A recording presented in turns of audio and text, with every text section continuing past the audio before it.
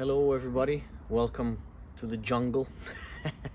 It's Horatio here with another song from the series of how to make an album, and today I'm gonna present one that I made in my weekly song series, of course, in 2024. That's most of my songs, and I figured I come here to the green zone because it's a very chill song and it has a very chill message, and I think it suits perfectly the concept of the album, which I think perhaps I haven't spoken of yet, so you don't know what it is, but maybe you're starting to piece it together. And this song, when I made it, I put it on Weekly Beats. And just for those of you who don't know, Weekly Beats is a songwriting community where 300 or so musicians make a song every week for a whole year. It happens every 2 years, and I participated twice, and it's very nice. When I posted it there, I didn't actually give much context for it, but it has kind of a nice backstory, this song. Around August, I think it was, I went to, it was July, of course, it was a jazz festival. I went to a concert by Irreversible Entanglements. That's a band, a jazz band with a spoken word performer as a vocalist, and they have a trumpet player and a bass player and drummer, and I think that's it. Maybe piano, maybe not, no piano, I don't remember, but anyway, they're amazing. They had this show in Copenhagen, and they played this very kind of acid, very kind of poignant, what do you call it when they're like pointing at something, like that. They played this music, and they were like, yeah, jazz is dead, whatever, get out of the room if you don't like. And then they were really like playing excellently, and then some people actually got up and left the room. Yeah, they were saying, if it ain't swinging, leave the room. So that was kind of funny that people actually left the room. But anyway, they were playing music that felt very important, so they were really communicating this important message. And I thought, yeah, that's up my alley, I'm really into it. And so I saw them outside smoking after the show, hanging out. So I went to talk to them, and I asked the vocalist, how do you approach this music when you're trying to tell a message and you're trying to make a difference, or whatever, you're trying to reach people, and how do you make sure that you reach the right people and you're not just like talking to the ones that already believe exactly what you believe, and how do you make your art be meaningful and stuff. So this is what she told me. It's don't worry about making it happen, because it's already happening. And whether you're going to the studio and working on your stuff, and you're protesting out in the street, or you're just making do at work and in your life and whatever, that's the kind of stuff that you should do. You're always doing the best you can, and you can also stress about it, of course, that's up to you, but really, if you're doing what you can, then you're doing it, so don't worry about it. And around you, things are happening. It's not like you're gonna make so much of a difference, and just by existing and doing what you're doing, you are making a difference, and you can inspire other people to do the same, and together we can do it. But I'm not sure she was getting into all that, but I'm paraphrasing here, okay? But the point is, don't worry about it, it's already happening. And I thought, damn, that's a really cool way to look at it. So that's the inspiration for this song. It's not as swinging and crazy jazzy as it is as their music, but it has a little bit of that spirit mixed with a lot of chill spirit from me. So here goes. It's called Just As You Are.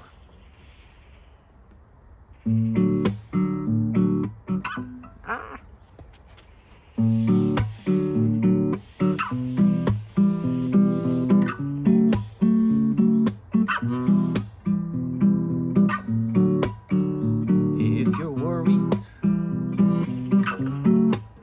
about making it happen, just remember already happening. So just keep doing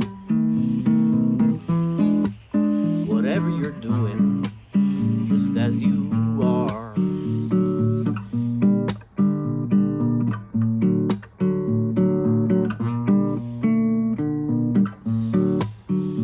And if you're worried about tomorrow, just remember it comes and goes. Wheels keep on spinning as long as you're breathing, just as you are.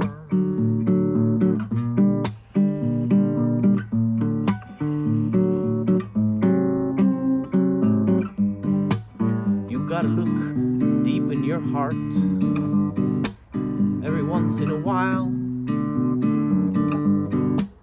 You know the right thing to do, so you do it with a smile. So if you're worried about not being perfect, just remember everything you've been through to get where you're going. Find you somebody that's willing to love you just as you are.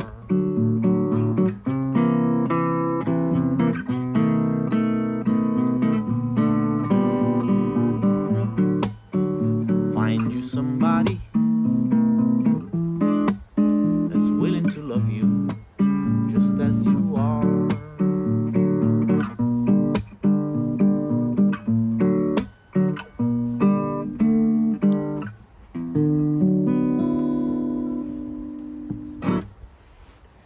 Yeah, so a lot of imperfections in my performance there, but you get the gist of it. So yeah, what can I tell you about the composition? I mean, I think it's one of those songs that I made in this period where I was exploring what can I do with just 3 notes at a time. So I think it all started from this song with the Pursuit of Love, you know.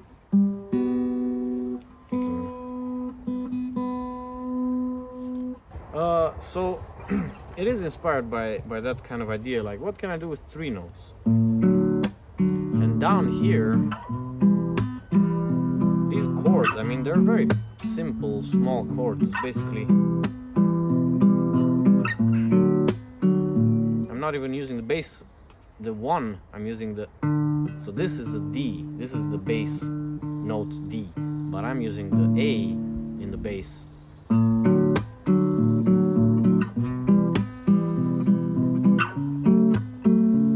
Makes it a little bit more reggae, I don't know.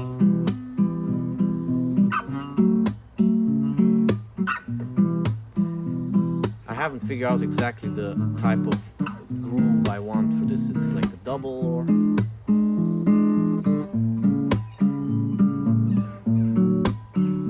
even more laid back like this.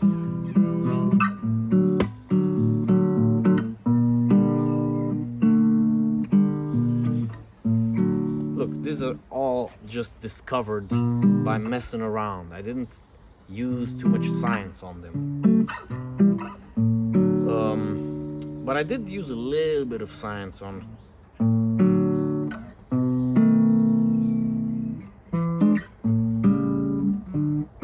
so this is all very jazz standard stuff. I mean, it's, you got the 1, the 2 minor,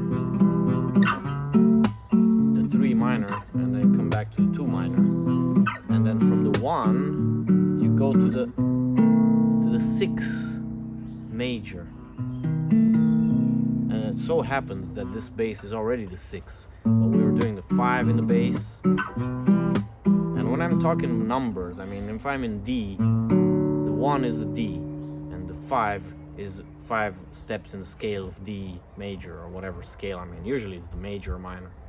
And so the 5 is the A, the 6 is the whatever this is, B, I guess. So But that's helpful because if you play piano, I mean, no, I guess it's working for any instrument. When you want to play in different chords and scales and stuff, it's good to learn songs in such a way that you can easily maneuver them. If I remember that the song is C and then A minor, how the hell am I gonna remember that it can also be played in G and E minor if I have to remember the letters? But if I have to remember the numbers, I know it's the 1 and the minor 6. Then I can play it in any key because the relationships between the scales are the same. So that's what I mean as a small interlude with these numbers for anybody out there who doesn't know. A lot of people know this.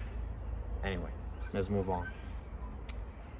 So that's where I use my science here, music theory, because from the 6 you go to the 2 major and then to the 5. So 6 2 5 1 is a classic jazz progression,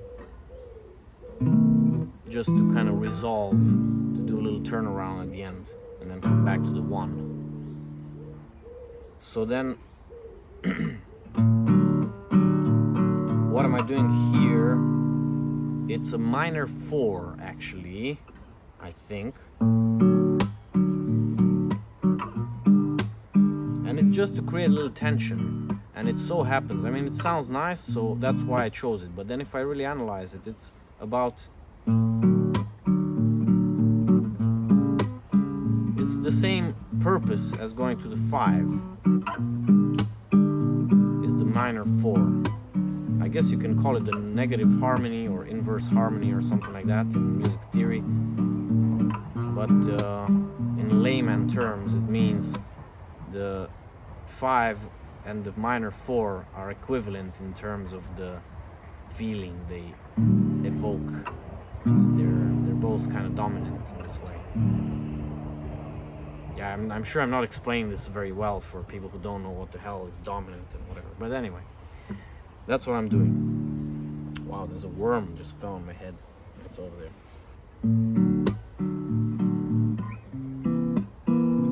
This is also some kind of a turnaround. And you can see it's very intuitive. I'm not even gonna try to explain what is happening. I just know I have to go over here.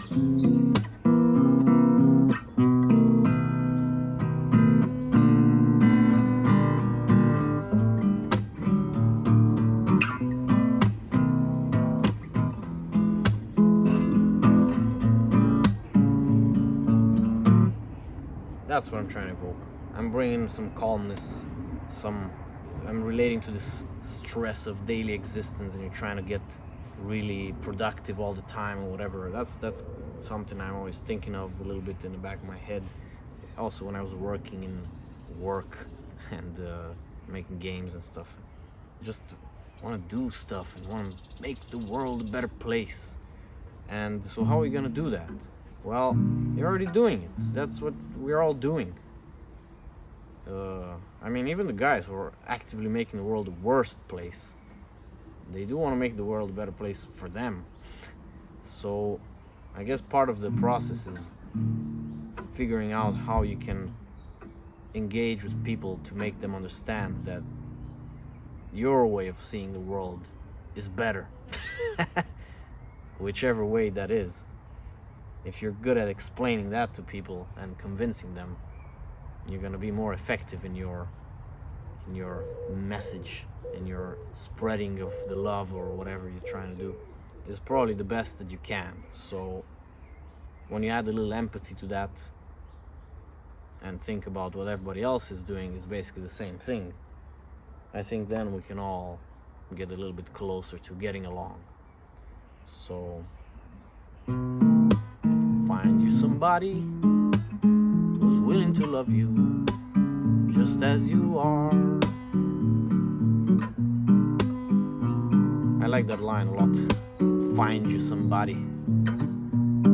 Because it's like wrong, right? Find you somebody. It's like you should find somebody. I know, I'm just kidding. It just sounds good, so I have to use it.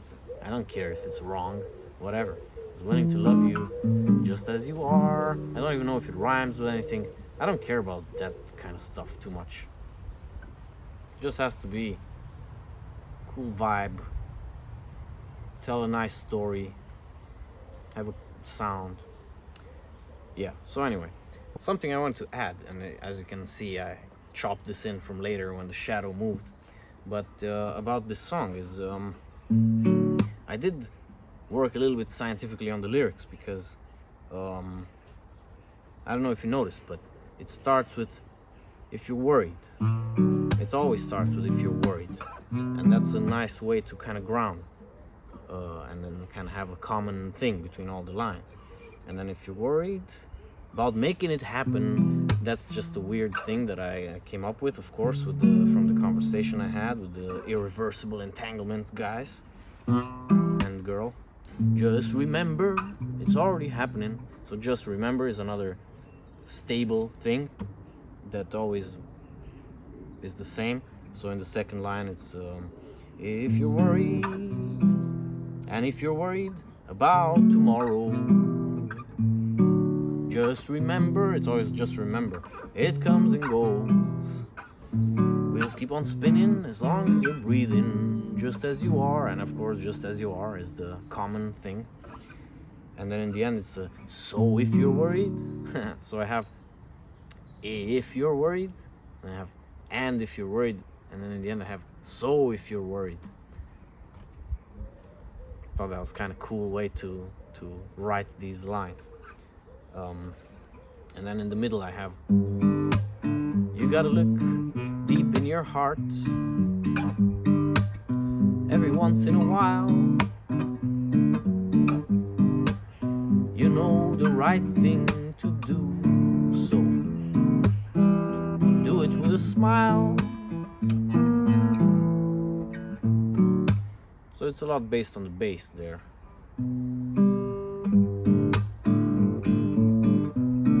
And in the arrangement in the final version, I'll probably do a lot of the same kind of bass line thing.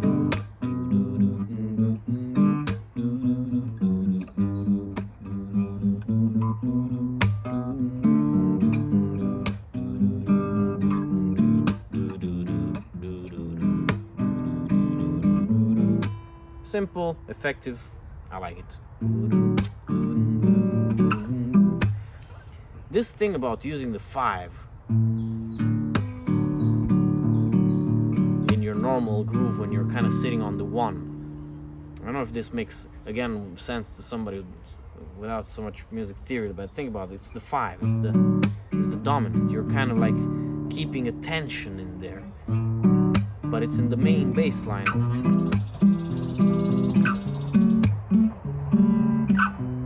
So even when you come back to the 1, you're still in the tensioned area, even though it's kind of a more calm thing. Yes, yes, sing it.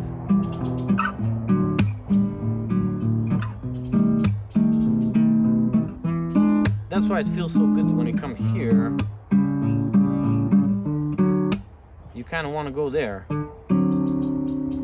but I go, you know, I'm in the dominant, but then I stick to the 5 to keep it a little bit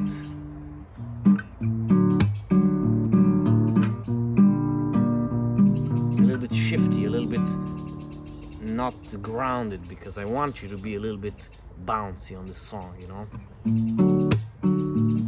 So that is a very conscious choice in the arrangement on the guitar. We'll see how it goes in the piano or whatever I do with it. Maybe it's gonna be a guitar and voice song. That's an option. So yeah, that's what I wanted to add about the 5 there. Now I told you about the song. How do I want to put it on the album? Because, or how do I want to produce it, let's say, or make it come to life?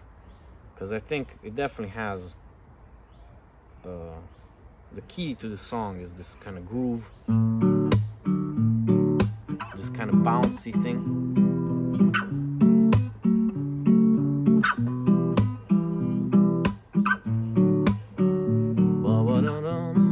It's a little bit late vocals. Boom, boom, boom, boom, boom, boom.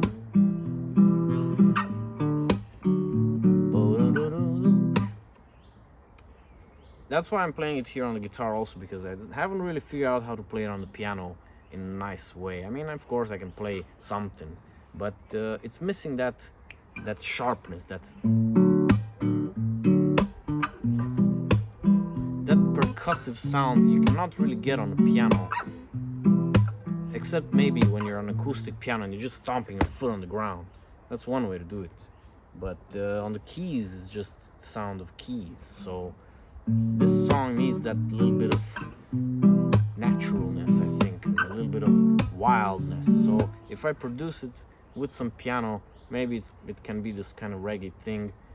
It has to fit with the rest of the sound of the album. So in the end, it might not fit to the album at all because of these factors that I cannot figure out how to put the sound in. Or I might just choose a different type of production. I'll have to figure out what to do with this song. Let me know what you think about it, and if it fits with the rest of the songs, or what your favorite is so far, or any other thoughts. I'll be happy to read them. And hope you have a nice day, and go see some green stuff if you can, in honor of this nice lush green space that I have here. And I hope you have a sunny day. Okay, bye bye.